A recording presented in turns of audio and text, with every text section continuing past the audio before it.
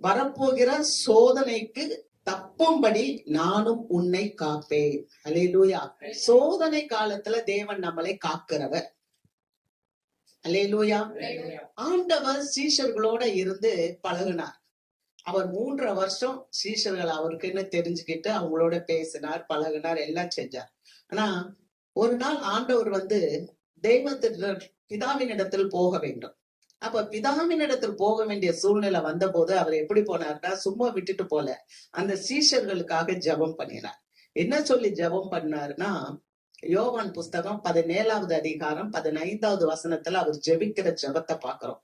ஆண்டவரே, இவர்களை உலகத்திலிருந்து எடுத்து கொள்ளாமல் தீமையிலிருந்து அவர்களை காக்கும்படி இவர்களுக்காக வேண்டுதல் பண்ணுகிறேன்.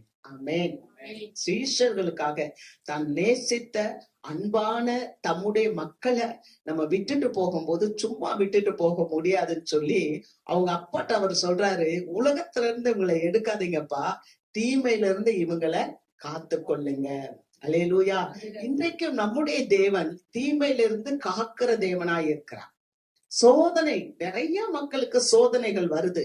ஆனா அந்த சோதனைகளிலும் பாடுகளிலும் தேவன் நம்மளை தப்புவிக்கிறவராகவும் நம்மளை விடுவிக்கிறவராகவும் நம்மளை பாதுகாக்கிறவராகவும் நம்மோடு இருக்கிறார்.